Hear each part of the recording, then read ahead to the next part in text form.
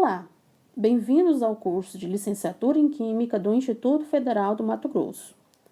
Essa é a aula de número 2 da primeira semana. Na aula passada, a gente introduziu a disciplina de Metodologia de Ensino de Química e começou também a introduzir a temática das visualizações na educação química. Como a gente já adiantou na aula anterior, esse tipo de recurso ele é muito importante porque o nosso objeto, diferentemente das pessoas que estudam física, biologia, no qual eles podem pegar e manipular os seus objetos, nós, para que a gente possa ter uma melhor compreensão disso, apesar de termos os fenômenos macroscópicos, a gente não toca o nosso objeto. Isso porque a olho nu ele não é visível. Então a gente vai recorrer a modelos e representações para tentar então entender o que está acontecendo em nível atômico, molecular ou nível submicroscópico. Como a gente está vivendo um momento de muito avanço, muita produção de conhecimento também em relação às tecnologias da informação e comunicação, essa área, com relação ao uso das imagens no ensino de química, ele tem aumentado em um volume muito grande de trabalhos na tentativa de investigar e entender todos esses fenômenos que acontecem.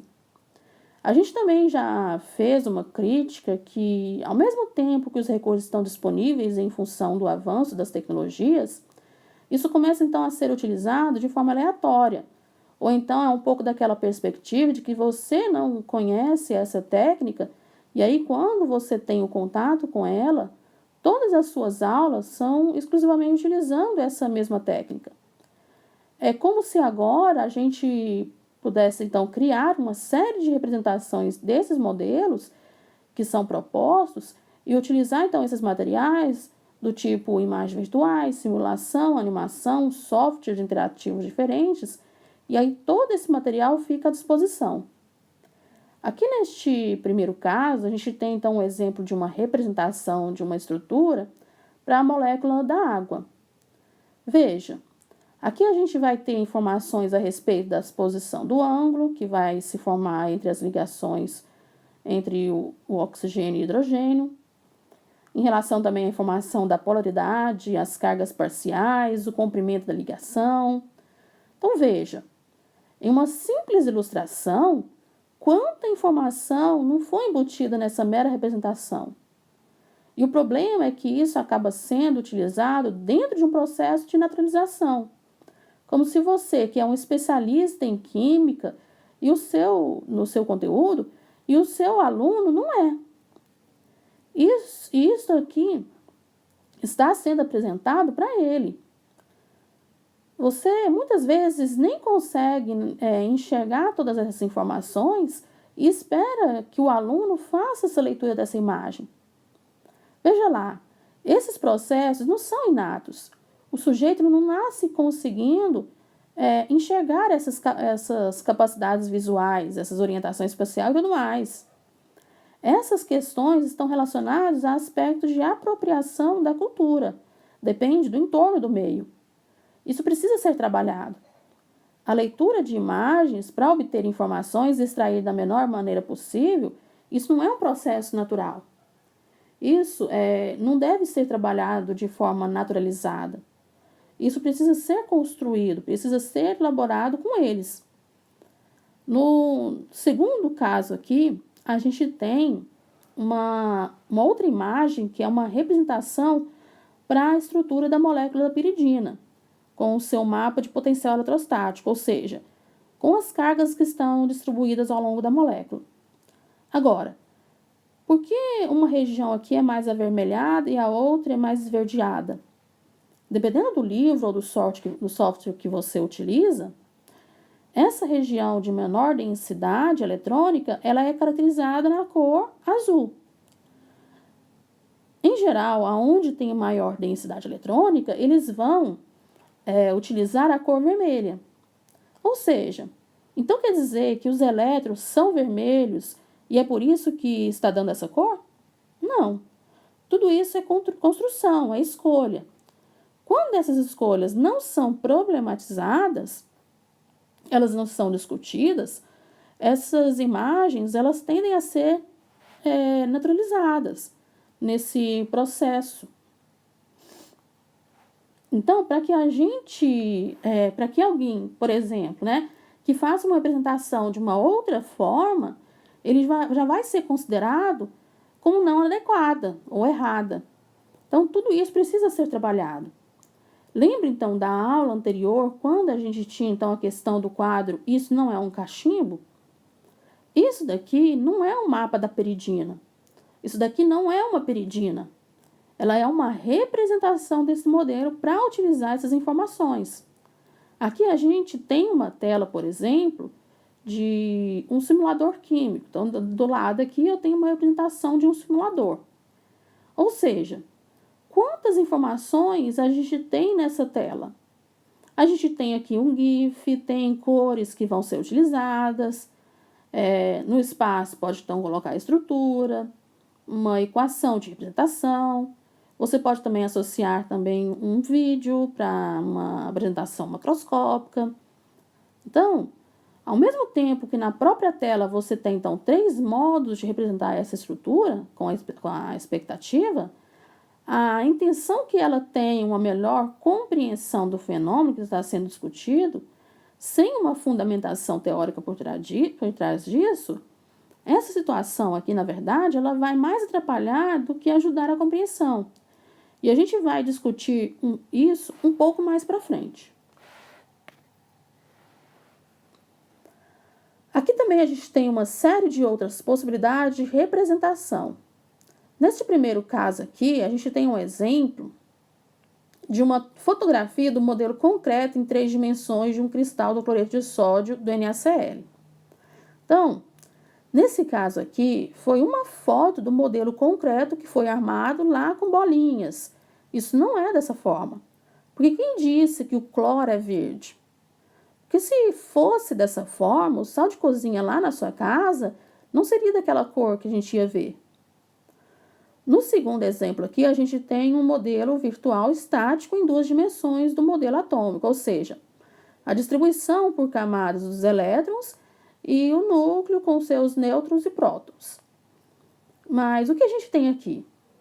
Ao invés de colocar tudo isso aqui em 3 dimensões, na perspectiva, a gente tem só em 2 dimensões. No terceiro exemplo, também é um modelo virtual, um objeto virtual de aprendizagem, ou recurso virtual de aprendizagem estático.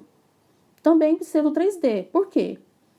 Porque ele está fazendo uma projeção, porque na verdade ele está em 2D e não em 3 dimensões. Ele está no plano chapado da folha, do livro, ou da tela do computador. Ele não está de fato utilizando a terceira dimensão, mas é uma projeção do que seria a terceira dimensão. No caso aqui embaixo, para o benzeno, a gente tem 2 formas de representar a estrutura. Uma mais simples e a outra no qual vai estar discriminando cada um dos átomos de carbono e hidrogênio que fazem parte. E elas não são a mesma coisa, mas ao mesmo tempo, elas são a mesma coisa. No último exemplo, a gente tem o cloropropano em 3 possibilidades de representação usando então o software. No primeiro caso, aqui a gente tem informações a respeito da geometria da molécula. Então, para entender e visualizar e conseguir perceber o ângulo da ligação desses átomos, a gente vai usar esse modelo de bola e bastão para poder ter essa dimensão. Por quê? Porque se a gente usar um modelo de bola cheia, a gente perderia a informação da angulação. Já no segundo caso, também é uma outra forma de representação para a mesma estrutura, para o mesmo ciclo propano, que está então relacionado então, com o potencial eletrostático. Veja, aonde tem maior ou menor densidade de carga é diferente da figura anterior. Lá a gente tinha a coloração vermelho e verde para representar então a densidade. Aqui a gente já não tem as colorações vermelha, né? E tem apenas a coloração branca e verde. Então, o vermelho já não aparece aqui mesmo a gente tendo o cloro com alta densidade eletrônica. No terceiro caso, a gente tem a representação dos orbitais de maior energia, ocupado e o desocupado, que é o HOMO e o LUMO. Aqui a representação de um software que vocês podem encontrar à disposição para utilização de livre acesso, que é no caso aqui o Argus Lab, mas vocês vão ter também alguns outros softwares mais elaborados que você pode encontrar essas informações. Vamos dar então uma olhadinha aqui na outra tela.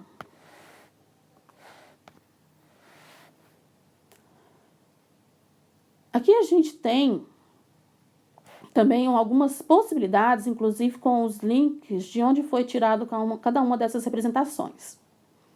Veja aqui a quantidade de informação que você tem. Uma representação aqui, nessa primeira, é de uma dissolução de um sal. E aí você tem, então, as representações desse material e a representação quando ele começa, então, a interagir e formar o produto. Nesse caso aqui embaixo, a gente tem também uma molécula de metano com uma série de informações. A gente tem na primeira uma projeção dele com informações do ângulo, de comprimento de ligação, dado em Angstrom e o ângulo em graus. Na segunda molécula do metano, a gente tem uma representação da bola e vareta, que ainda privilegia a informação em relação ao ângulo das ligações entre os átomos. E na terceira representação da molécula de metano, ela é uma representação que dá a informação do volume ocupado. Então, para o mesmo composto, o metano, a gente tem diferentes formas. Nessa outra possibilidade aqui em cima, a gente tem, então, uma tela de um simulador, onde vai, então, alterando as suas variáveis e vai obtendo, então, a constante de equilíbrio.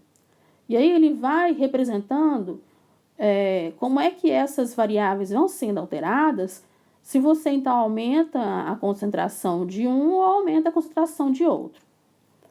E no último caso aqui, nós temos as representações do mecanismo de reação, onde você vai ter, então, os orbitais interagindo, formando ligações, rompendo, separando e formando novos compostos. Isso é muito comum nos livros de química orgânica, que tem, então, é rico dessas informações aqui na estrutura, nesse tipo de estrutura. Mas o que eu gostaria de chamar a atenção para vocês em relação a essa questão tudo bem, a gente tem uma série de recursos disponíveis, a gente tem uma série agora de softwares, de material à disposição de livre acesso, inclusive, de simuladores, animação, também de livre acesso, que você não precisa pagar à disposição na rede. A questão como está acontecendo a formação desse sujeito aqui para fazer a melhor utilização desse tipo de recurso? Ou seja, por que e como eles usam esse material em sala de aula? Como eles escolhem esse tipo de material para ser utilizado na sala de aula?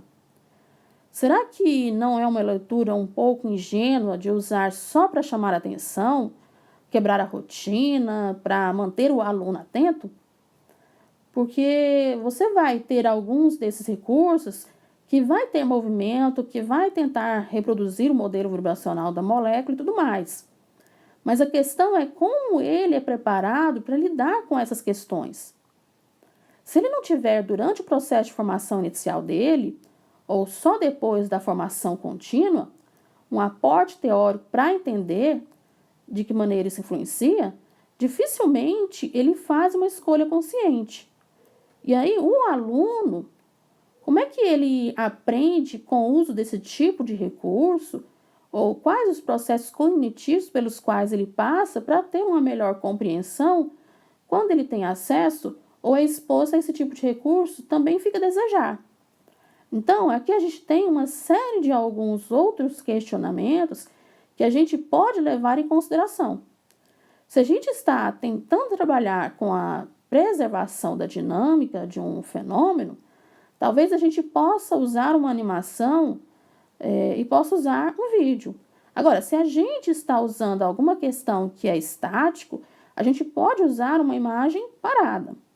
Então, pensar nesse processo de ensino-aprendizagem, mais fundamentalmente na formação desse sujeito, é que esse professor vai ser responsável pela condução ou pela adequação da utilização, e não desse tipo de material em sala de aula.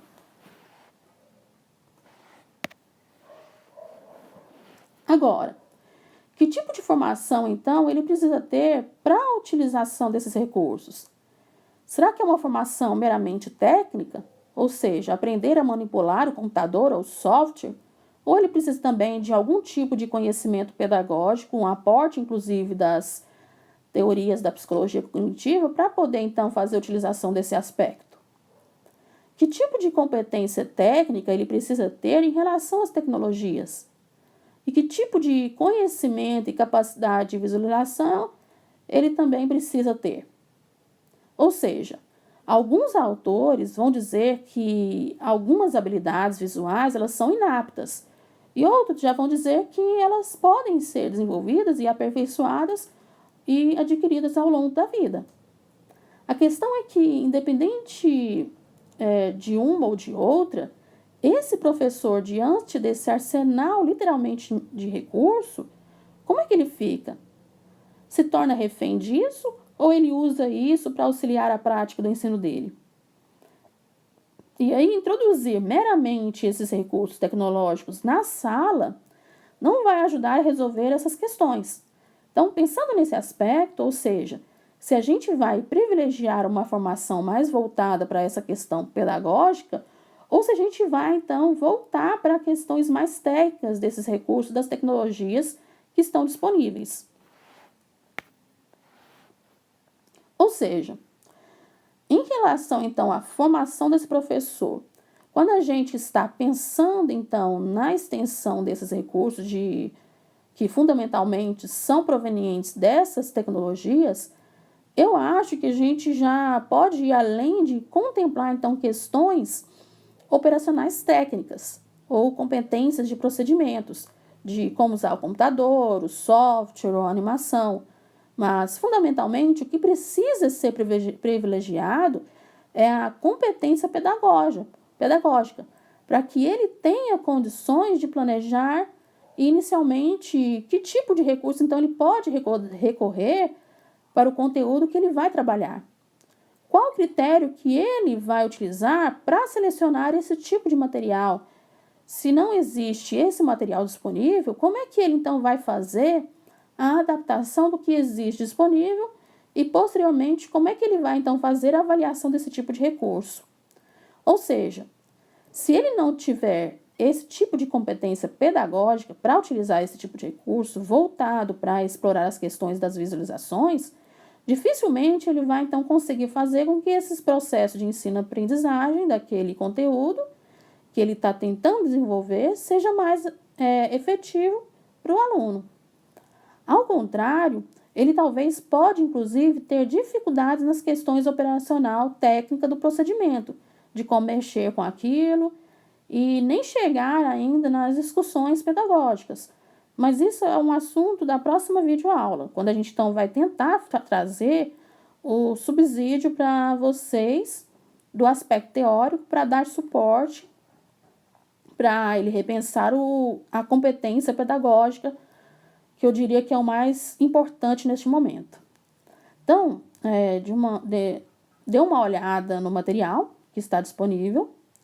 Tem um estudo em relação à formação inicial dos professores da Química para a utilização dessas visualizações. E a gente então continua na próxima videoaula.